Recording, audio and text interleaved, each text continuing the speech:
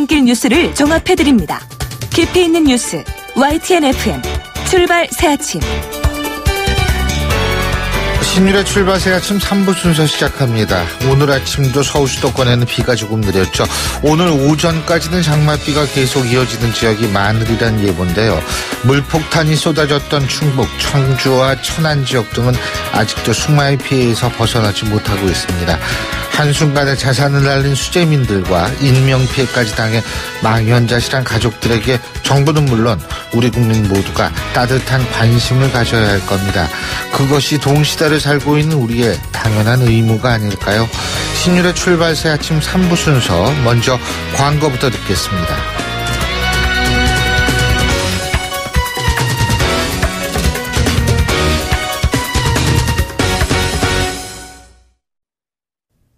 YTN 라디오 신율의 출발 새아침. 기체 내부에 빗물이 샌다. 프로펠러가 돌면 헬기 몸통을 때린다. 바람막이 유리인 윈드실트가 파손된다. 엔진 공기 흡입구에 얼음이 생긴다. 우리 방위 산업의 자랑으로 불렸고 명품 무기로 불리던 한국형 헬기 수리온에 나타난 일부 결함들입니다. 이것도 좀 황당한 일입니다만 더 황당한 건 이 같은 결함이 드러났음에도 불구하고 계속 전력화가 되어왔던 점인데요. 자, 자세한 얘기 전 국방부 대변인이시죠. 중앙일보 김민석 군사안보 전문기자 전화 연결해서 얘기 들어보겠습니다. 김 기자님 나와 계시죠? 네, 안녕하세요. 안녕하십니까? 네. 이 수리온 한국형 헬기 이 도입될 때만 해도 명품이다 막 이런 얘기 나왔었죠? 그렇죠. 예. 사실 이 수리온이 이제 우리가 처음으로 국산 군용 헬기를 만들어보자. 그래가지고 2006년 6월에 개발에 착수했거든요. 예. 그래서 6년 동안 이제 개발을 마친 겁니다. 예. 예. 그렇게 해서 유럽에 있는 그 해외 그 업체 기술 지원 받아가지고 개발했는데 되게 일반 다른 나라들은 한 10년 정도 걸릴 거를 예. 우리는 6년 만에 이제 개발했다 해서 굉장히 명품으로 평가를 했죠. 예. 그런데 이게 제가 앞서 잠깐 얘기했지만 구체적으로 어떤 문제들이 있었는지 정리 좀 해주시죠. 예, 말씀하신 것처럼 결빙 문제가 있는 거죠. 예. 이 결빙 문제라고 하는 것은 영하 30도까지 정도에서 이제 우리는 우리 한국의 겨울 날씨는 되게 좀 건조하지 않습니까? 그렇죠. 예, 근데 그거보다는 굉장히 다습한, 추우면서도 습기가 많은 그런 곳에서, 예. 이 고체 얼음 조각이 엔진 작동에 영향을 미치는가, 이런 걸 이제 검사하는 겁니다. 예. 검사하는 거고, 또 이제, 이 다른 또 한 가지는 아까 말씀하신 것처럼,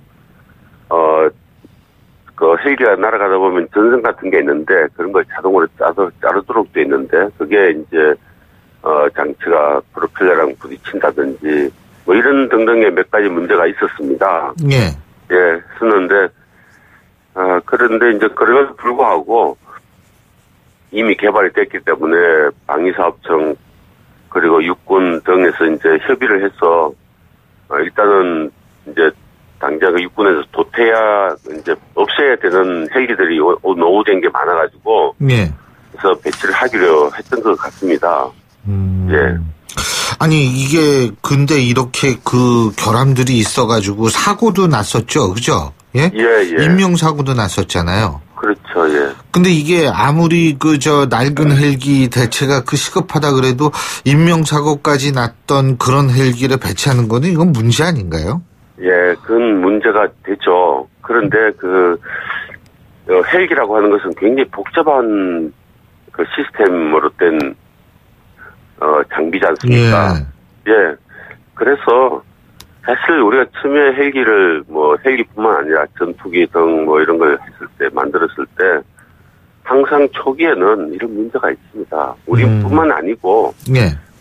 미국에서 가장 자랑하는 F-35 전투기, 스텔스 전투기라고 있지 않습니까? 예. 예, 그 전투기조차도 계속 사고가 나지 않습니까? 엔진 결함에다가 가끔 불이 나기도 하고, 뭐 등등 개발된 지 꽤 됐거든요. 예. 예, 그럼에도 불구하고 계속 사고가 나서 미국 내에서도 계속 문제가 된다. 이런 지적들이 이제 외신 보도로 나오고 있어요.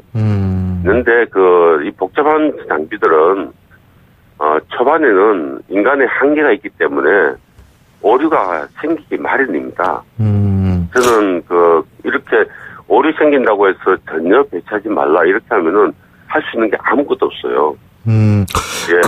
그럼에도 불구하고 이제 결함이 있으면은 이거를 개선하려는 노력이 있어야 되고 인정하는 자세가 필요한 거 아니겠어요? 맞습니다. 그래서 지금 이제 문제되고 있는 특히 체계 길빙과 관련된 게 2015년 10월에서 2016년 3월 사이에 미국에 있는 미시간주에서 예. 테스트 실험을 해봤습니다. 예. 근데 했는데 101개 항목 중에서 29개가 이제 통과를 못했다는 거죠. 예, 그래서 문제가 있긴 한데 저는 이것조차도 그럼에도 불구하고 이제 당연히 이렇게 하면 갈등이 생기겠죠.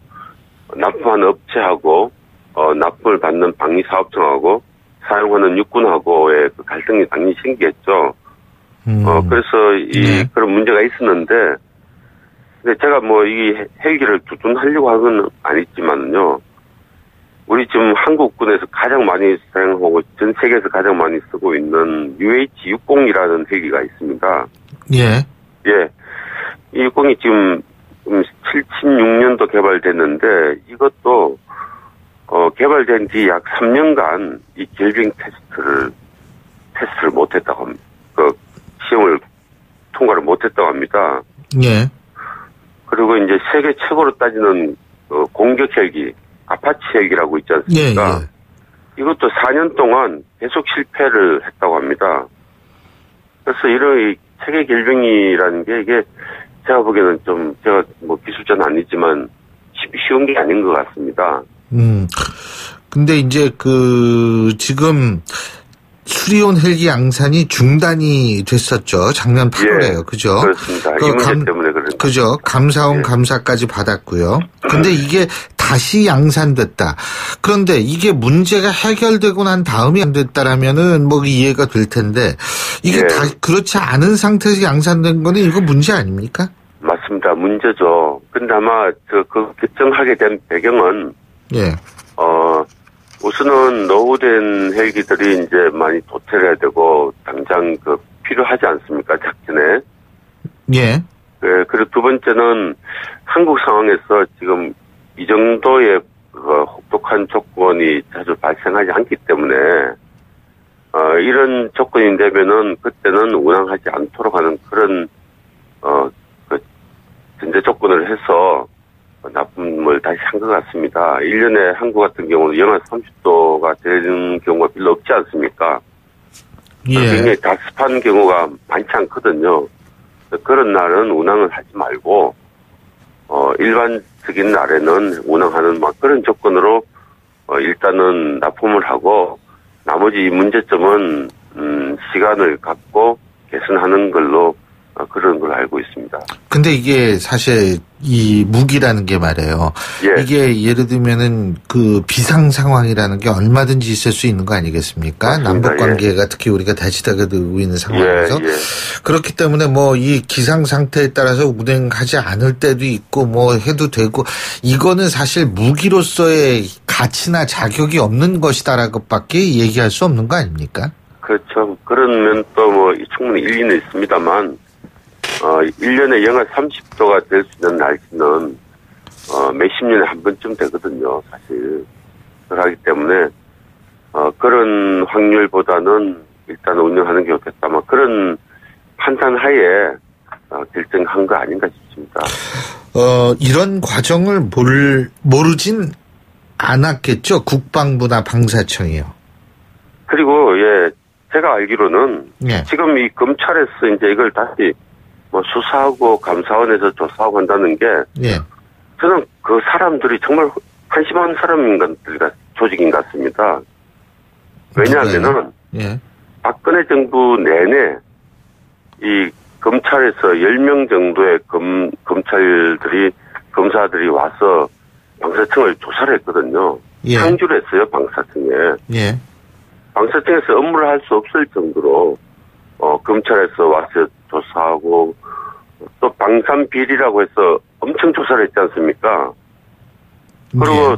감사원에도 거의 상주하다시피 하고 있거든요. 그런데 그때 왜 제기 안 하고 이제 와서 이 문제를 제기하는지 저는 거의 정치적 수사인 것 같습니다. 오히려. 그런 면에서 이 정치적 행위에 대해서 굉장히 의심스럽습니다. 우리 대한민국이 매번 정권이 바뀔 때마다 가장 잡기 쉬운 게 방산비리라고 해서 이렇게 하고 있는데 나중에 결과를 보면요. 나온 게 하나도 없어요. 최근에 황기철이라고 해군 총장 결국은 마지막 대법원에서 무죄 선고가 났잖아요. 그리고 이제 또 최근에 무죄 선고 난 최윤희라고 합참의장 출신이 있는데 이 사람도 결국은 고등법원에서 대법원에서 무죄 판결이 났어요. 그러니까 이 검찰에서 조사하는 거는 한 100명 정도를 박근혜 정부 때 집어넣어가지고 구속 수사를 했는데 실제로 유죄 판결이 난 것은 거의 사례가 별 몇 명은 되지 않습니다. 그러니까 저는 우리 감사원하고 검찰의 이 행위를 믿을 수가 없어요. 근데 이게 박근혜 정부 때 지금 말씀하신 것처럼 방산비리 척결 사업을 대대적으로 진행을 했다는 건데 어쨌든 예. 그 부분에 있어서도 문제가 있으면 전면 재조사할 수 있는 거 아니겠습니까? 조사할 수 있죠. 조사할 수 있는데 예. 우리 검찰이 이 확실한 확정을 갖고 하는 게 아니고 무조건 사람들을 구속시키고 감사원도 마찬가지로 실적을 내려고 하는 그런 아주 나쁜 행태가 있었고 지금까지 그런 결과들이 너무나 많이 나와 있기 때문에 저는 우리 대한민국이 이 검찰이나 감사원이 제대로 쓰려면은 이 표적 수사 이런 것들을 하면 안 됩니다. 하지만 이 민주주의의 기본이지 않습니까? 수리온 헬기가 문제가 있는 거는 사실 아닙니까? 사실인데 지금 이런 상황은 한국뿐만이 아니고 미국, 영국에서도 이미 많이 발생한 것이고 그런 것들을 정책적 결정으로 했으면 그걸 믿어야지 그걸 다 수사를 한다는 것은 저는 이거는 오로지 국민들 이렇게 이해해라라고 하는 정치적 행위다. 그래서 이 검찰이 무슨 권력의 신여입니까? 또 신여 같은 검찰을 지금 조직 계획하겠다고 해놓고서는 검찰을 이용해서 또 이런 행위를 또 하거든요. 이런 것은 이 문재인 정부의 심각한 문제입니다. 예, 잘 알겠습니다. 오늘 말씀 여기까지 듣겠습니다. 고맙습니다. 네, 네 수고하십시오. 지금까지 중앙일보 김민석 군사안보 전문 기자였고요. 자, 반대되는 입장도 저희가 한번 들어보는 기회를 마련하도록 하겠습니다. 신율의 출발 새 아침 3부 순서는 여기서 줄입니다. 잠시 뒤 4부에서 뵙겠습니다. 날카로운 분석, 내일을 보는 시선, 신율의 출발 새 아침. 신율의 출발 새 아침 4부 순서 먼저 광고부터 듣겠습니다. 예, 8시 30분 07초 지나고 있는데요. 교통 상황 알아보겠습니다. 김정인 캐스터. 네, 출발 새 아침 교통정보입니다. 성산대교 남단에서 북단 쪽으로 가는 길, 다리 중간 지점 하위 차로에 돌발 상황이 있는 것으로 확인이 되고 있는데요. 그렇다 보니까 뒤쪽으로 이어지는 서부간선도로가 안양교부터 성산대교 북단까지 정체가 되고 있고요. 반대편 외곽 쪽으로 가는 길은 성산대교 북단에서 남단까지, 이후로 양평교에서 안양교까지 시속 30km 안팎으로 이동을 합니다. 이어지는 내부순환로는 성산대교 쪽으로 전 시간에 비해서 정체 구간이 부쩍 늘었습니다. 기름램프 부근부터 밀리기 시작해서 연희램프 지날 때까지 긴 구간 정체 감안하셔야겠고, 반대편 성수동 쪽으로는 홍제램프부터 홍지문 터널 지날 때까지 정체 서행을 반복합니다. 이어지는 북부간선도로도 외곽 쪽으로 가는데 월릉에서 신내까지 쭉 밀리고 있고요. 반대편 도심 쪽으로도 신내에서 묵동까지 짧은 구간이지만 제속도를 내지 못합니다. 출발 새 아침 교통정보였습니다. YTN 라디오 신율의 출발 새 아침.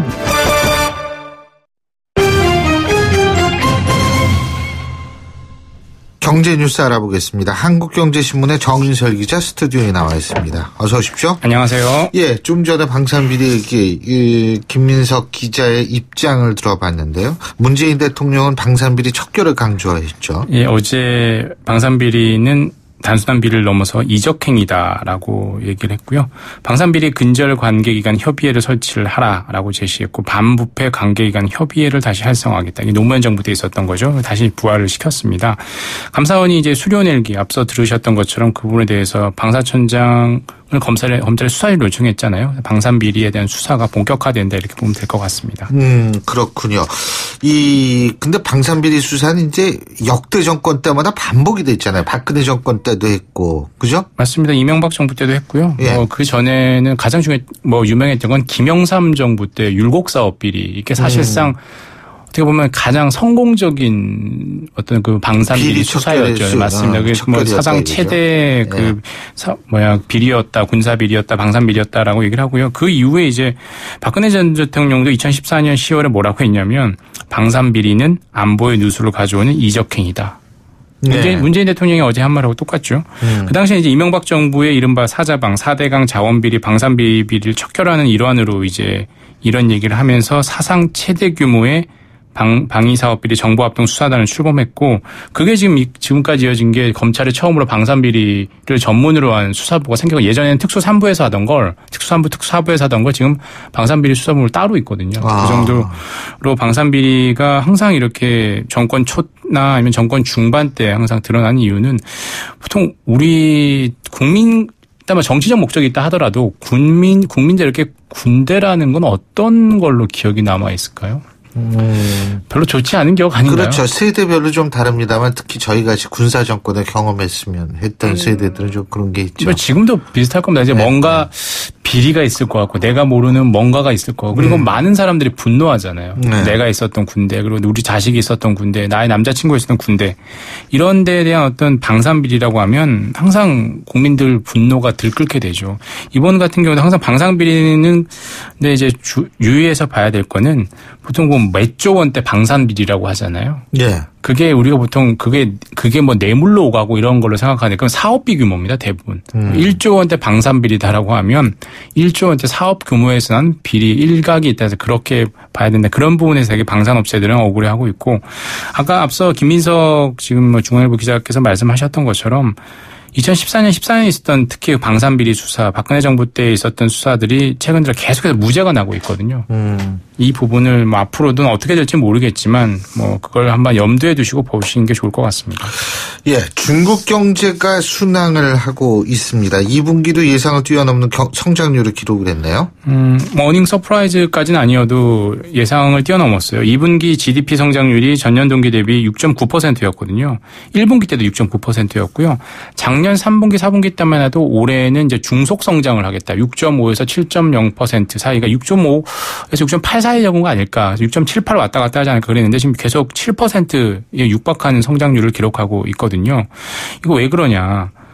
아마도 다들 예상하겠지만 이제 시진핑 2기 체제가 올 연말에 이제 출범을 합니다. 그러니까 제19차 중국 공산당 전당대회, 19차 당대회인데 이 전까지 우리도 항상 새 정부가 들어서기 전까지 계속해서 좋다라는 걸 해줘야지 집권이 연장되고 정권이 계속 연장이 되잖아요. 중국도 마찬가지입니다. 여긴 선거를 하지는 않지만 시진핑 2기 체제는 확정이 됐고 계속해서 중국인들의 여론들을 잘 관리해야 되죠. 그러니까 아시겠지만 중국에서 곰돌이 푸우가 사라졌다고 하잖아요. 실종 사건. 글쎄, 곰돌이 푸가 사라졌다 그러더라고요. 예, 시진핑 닮았다는 이유만 이런 식으로 그리고 뭐 인권운동가 같은 경우에도 다 화장해버리고 정치, 경제, 사회 모든 걸 지금 잘 관리해야 될 시기니까 하반기에는 경기 둔화가 예상된다는 게 글로벌 IB들의 예상이지만 아마도 중국 정부는 경기 부양을 해서라든 아니면 통계 마사지를 해서라든 계속 좋다라는 메시지를 보여줄 것 같습니다. 예.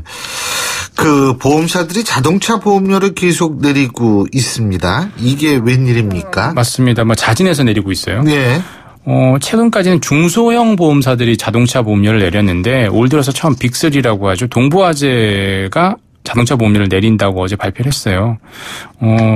보통 이제 손해율이 떨어지죠. 이제 보험사들 같은 경우는 고객들한테 받은 보험료 대비 지급한 보험금 비율 이게 손해율인데 이게 100% 미치면 보통 이익인 건데 80% 정도만 돼도 이익이 된다는 거죠. 나머지 비용을 제외하고. 근데 77% 정도 되고 있는 거예요. 그러니까 내리겠다라고 하고 있고 다른 보험사들도 보험료, 자동차 보험료 인하를 긍정적으로 지금 검토 중인 상황입니다. 근데 이제 손해율 말고도 다른 이유가 있지 않겠냐라는 예상을 하는데 예.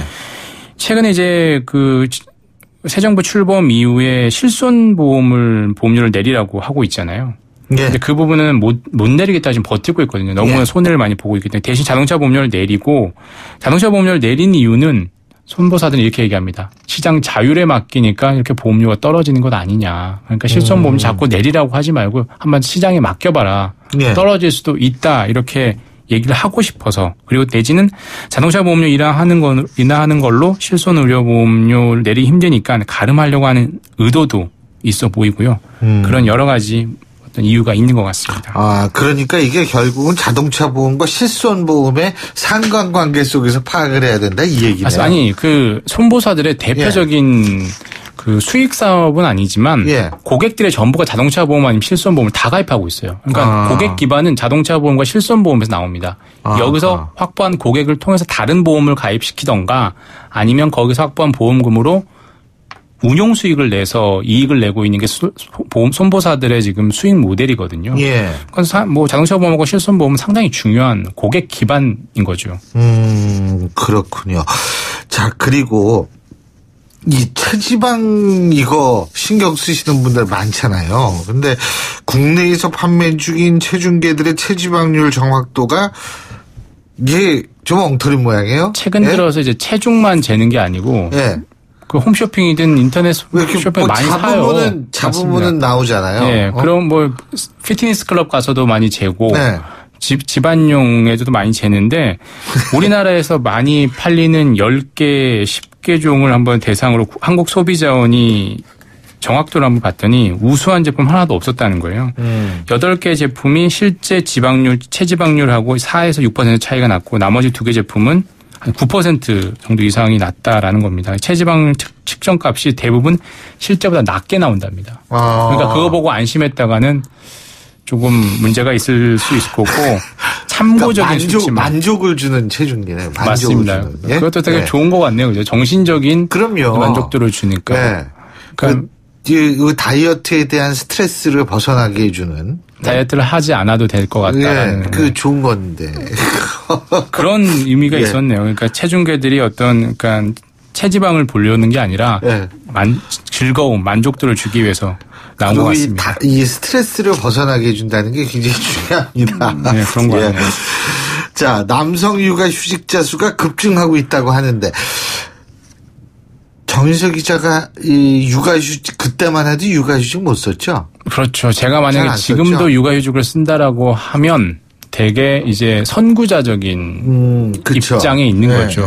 교수님은 쓸 수도 없었고 생각도 못했죠. 그런 거는 전 유학 시절에 다 났기 때문에 뭐 그건 상관이 없습니다만 그때는 뭐 상상을 못했을 때죠. 근데 지금 올해는 이제 세상이 많이 바뀌어서 상반기 민간 부문 남성 육아휴직 수가 5,000명을 넘겼고 올해 이제 10,000명이 넘어갈 거다 이렇게 고용노동부는 보고요.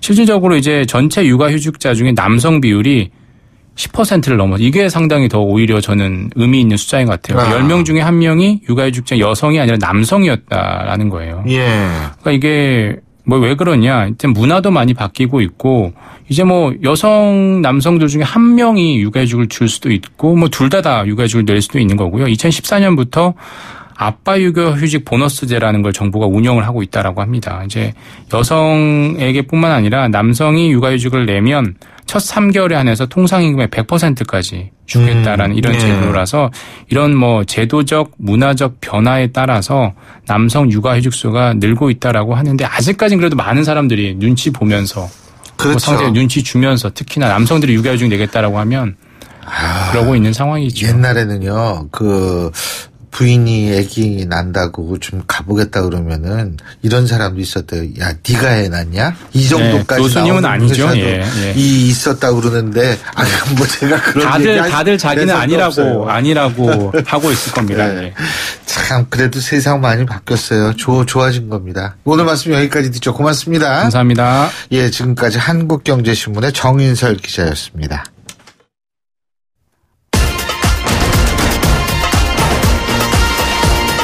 여러분이 지금 듣고 계신 주파수는 FM 94.5MHz입니다. YTN 뉴스 FM.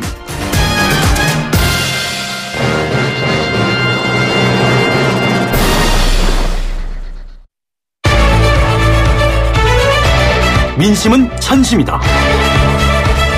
생생한 여론을 통해 우리 사회를 진단합니다. 이것이 여론이다.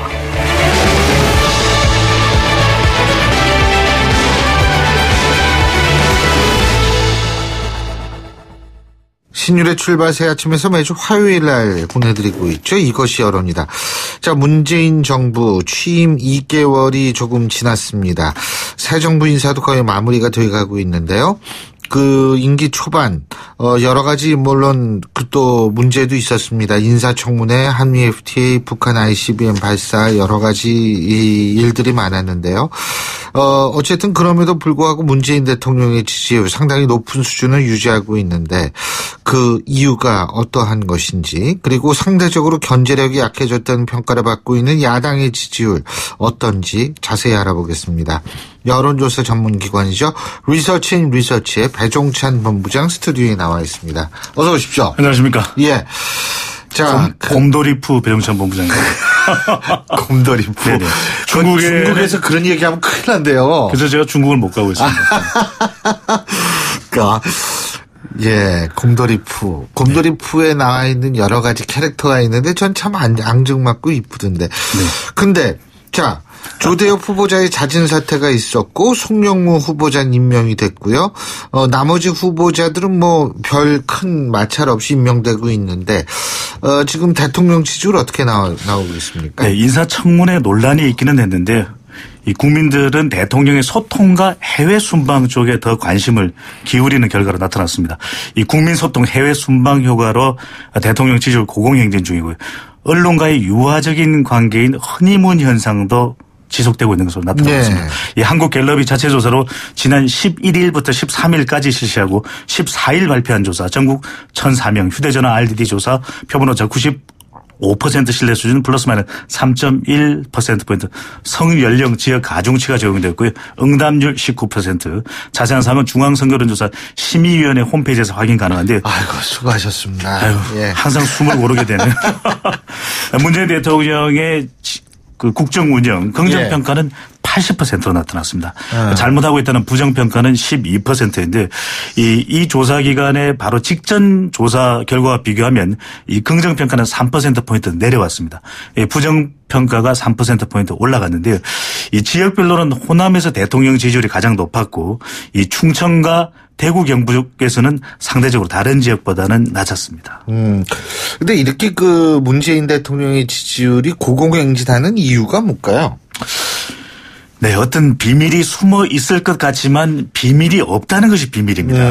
네, 그래서 그것이 알고 싶다고 굳이 추측은 안 하셔도 좋을 것 같습니다. 예. 네, 응답자 특성별로 살펴보면 이 특정 연령, 특정 지역, 특정 직업에 국한되지 않고 이 고르게 높은 지지를 받고 있는 특징으로 나타나고 있는데요.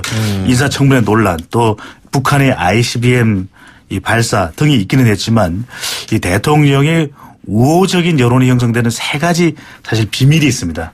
비밀을 공개합니다. 아까 없다고 그랬잖아요. 네, 항상 뒤바뀌는 게 또 인생이니까요. 네. 이 먼저 탄핵 국면이 지속되고 있는 것입니다. 예. 전직 대통령 재판 및 이 국정농단 공소유지 및 청와대 문건. 예. 그래서 시크릿 가든은 없는데 시크릿 캐비닛이 발견됐다. 이런 이야기가 나오고요. 예. 이 파격 소통 이벤트 효과도 있습니다. 낮은 경호 및 이 전격적인 현장 행보, 그리고 요즘에 이 사정 국면. 적폐청산, 이 견제 세력의 부재입니다.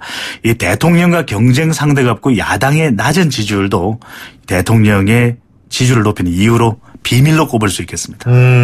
그렇군요. 자, 그런데 또 이 부정평가 12%라고 아까 얘기를 했는데 그 이유는 뭐예요?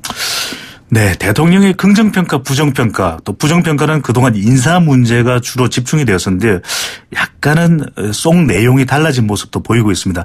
이 긍정평가는 이전 조사에서는 주로 소통을 잘한다, 이런 이유에 집중이 되어 있었다면 이번 조사에서는 소통 행보만큼이나 외교도 잘하고 있다, 이런 평가를 끌어낸 것으로 나타났고요.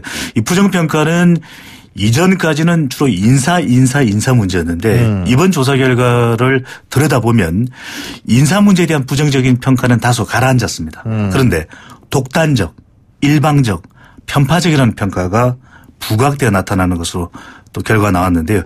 이 긍정평가 이유는 살려나가야겠지만 이 한국 국정 운영 지지율 관리를 위해서는 통합적이고 포용적 행보에 힘 기울여야겠다라는 이 분석 결과도 얻어낼 수 있었습니다. 그렇군요. 근데 지금 아까 견제할 수 있는 존재들이 없다. 다시 말해서 야당의 지지율이 좀 엄청나게 낮다 이건데 각 당 지지율이 지금 어떻게 나오고 있어요? 네, 더불어민주당으로 기울어진 이 정당 지지율 결과는 달라지지 않고 있습니다. 이번 조사에서도 더불어민주당의 지지율이 5%에 육박하는 49%. 이 야당의 경우에는 선거 이후 당의 전면적인 쇄신이 이루어지지 않고 또 이 야당 내에서도 분열 양상을 보이면서 지지율 바닥에서 못 벗어나고 있는데요.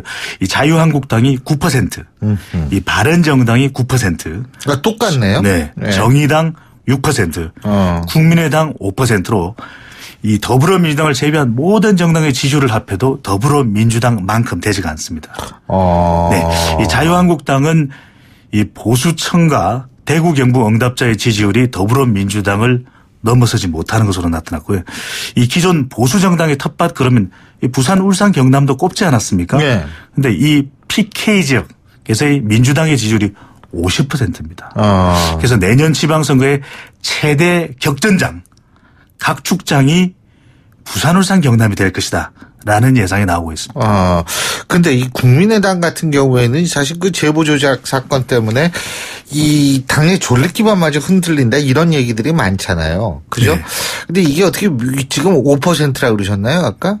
네. 그럼 이거 위기가 지속되고 있다 이렇게 봐야 되나요? 아니면은 이제 김동철 원내대표의 얘기처럼 이제 더 이상 내려갈 데가 없으니까 올라갈 때만 남았다 이렇게 봐야 되나요? 올라가면 좋은데요. 네. 지금의 국민의당의 처지를 놓고 보면 영화 또 이 소설로도 유명한데 폭풍의 언덕. 야, 그 옛날 그 고전을 또 알고 계시네 우리 본부장님. 알기 쉽지 않은데요. 네. 폭풍도 힘든데 언덕마저 힘든 상황을 보입니다. 이 위성 개입에 대한 검찰 수사가 계속 진행 중에 있고요. 또 8월 전당대회를 앞두고 있는데 별로 관심이 높지 않은 것으로 또 나타나고 있는 것도 지지율에는 위기 요인입니다. 이 국민의당 지지율을 살펴보는 데 있어서 가장 중요한 지표는 호남, 중도층 40대 민심인데요. 이 호남에서 국민의당 지지율이 8%로 한 자릿수에 머물러 있습니다. 이 중도 정당을 표방하고 나선 것이 국민의당 아니겠습니까? 근데 중도층 지지율이 5%에 그치고 있습니다. 그리고 20대 30대가 주로 더불어민주당 그리고 60대가 이 보수정당 쪽이라면 이 40대에서 기회를 찾아야 하는 것이 국민의당인데 이 세대 이 공약에 있어서 외연 확대의 교두보가 될 수 있는 40대에서 국민의당 6% 지지율에 그치고 있습니다. 이 빠른 시일 내 당의 기초 체력이 될 수 있는 호남 중도층 40대 민심을 끌어올려야 한다는 이야기가 그래서 나오고 있습니다. 예, 그렇군요. 근데 이게 정당 지지율이 낮으면 그 전당대회에 대한 관심이 떨어지는 건 또 당연하죠. 그렇죠. 네. 이 전당대회를 통해서 컨벤션 효과라고 하거든요. 그렇죠. 이걸 통해서 지지율을 끌어올려야 되는데 그럴 만한 상황이 되지 않고 있다라는 거죠. 너무 좀 낮죠. 그러기에는. 네, 폭풍의 언덕입니다. 자, 그리고 지금 그 많은 사회적 현안 중에서 가장 뜨거운 감자가 되고 있는 이슈 중에 하나가 원전, 그 신고리 5호기, 6호기죠. 이것의 건설 중단과 관련한 국민 여론조사도 있습니까? 네, 우리가 어릴 때 과학 시간에 공부한 바로는 원자로 주변에 가면 정말 뜨거울 겁니다. 아 뜨거. 바로 지금 아 뜨거 하는 핫 이슈가. 근데 왜 갑자기 뜨겁다 그러는데 추워지죠? 네, 추워집니다. 죄송합니다. 네. 에어컨을 끄셔도 됩니다. 네. 예, 정부의 탈원전 드라이버와 관련해서 이 신고리 5호 6호기 국민 여론이 양분되고 있는 상황으로 나타나고 있는데요. 이렇게 질문을 했습니다. 이 5호기 6호기 신고리 원전 일시 중단하고 건설을 이 국민 의견 수렴 절차를 진행 중인데요. 이 5호기와 6호기 이 신고리 원전 건설을 계속해야 하는지 중단해야 하는지 물어봤습니다. 원전 건설을 중단해야 한다가 41%, 원전 건설을 계속해야 한다가 이 37%. 약간의 차이는 있는데 오차 범위 내이기 때문에 팽팽한 결과라고 봐야 될 것 같습니다. 이 신고리 주변 지역의 여론도 상당히 궁금해지는데요. 예. 이 PK 부산, 울산, 경남 지역에서는 중단 의견이 높았습니다. 그렇지만 이 대구, 경북 지역에서는 오차 범위 내이기는 하지만 찬성 의견으로 높게 나와서 입장이 엇갈렸습니다. 이 대통령 지지층에서는 신고리 원전 5호기와 6호기를 중단해야 한다는 의견이 더 높았습니다. 근데 이게 탈원전에 대한 정부의 결정, 이게 이제 근본적인 에너지 정책하고도 관련이 있는 건데, 이 원자력 발전을 탈피해서 예를 들면은 다른 에너지원을 우리가 찾아야 하는데, 이 원자력 발전에 대한 국민 여론은 어떻습니까? 그래서 지금 국민 여론을 종잡을 수가 없는 것이, 이것이 아주 갈등의 핫 이슈가 될 수도 있는 것이 신고리 5호기, 6호기에 대해서는 찬반이 팽팽했거든요. 그런데 네. 이 전기를 얻기 위해서 원자력 발전을 이용하는 것에 대해서는 찬반을 물어봤더니 전기를 위해서 원자력 발전 이용이라면 찬성 의견이 반대의 거의 2배 가까이 됐습니다. 참 앞뒤가 안 맞는. 그러니까 이 전기를 위해서 원자력 발전에 대해서는 이 찬성하는 의견이 이렇게 높게 나타났고요. 심지어는 더불어민주당 지지층 내에서도 오차 범위 내이기는 하지만 원자력 발전 이용이 전기를 위해서라면 찬성한다는 의견이 또 상당히 높게 나왔습니다. 그러니까 5, 6호기는 네. 팽팽하게 나왔는데 원전 찬성 의견은 또 높게 나왔다. 어느 장단에 이게 박자를 맞추고 춤을 춰야 될지. 글쎄 말이에요. 그러면은 우리 국민들은 원자력 발전소를 얼만큼 위험스럽게 생각하고 있을까요? 네, 그래서 이제 이유를 찾아냈는데요. 네. 그런 이유가 나오는 이유가 원자력을 전기 발전하는 데는 상당히 긍정적으로 판단하는 반면에 얼마나 위험하냐. 위험하다는 네. 의견은 또 안전하다에 비해서 거의 1.5배 이상 더 높게 나타나서 굉장히 위험하다. 이 발전소의 위험성 때문에 지금 이 꺼려하는 원전 건설을 중단해야 된다는 여론이 나타난 것으로 보였습니다.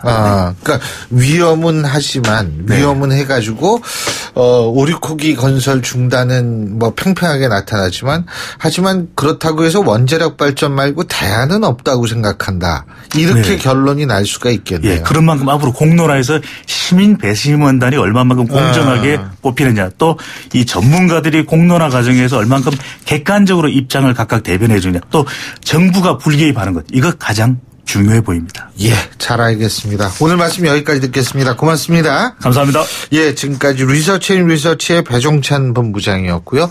자, 화요일에 보내드린 신율의 출발새 아침 모든 순서는 여기서 모두 줄이겠습니다. 자, 오늘 오전만 비가 내리고 오후부터는 다시 폭염이 기승을 부린다고 합니다.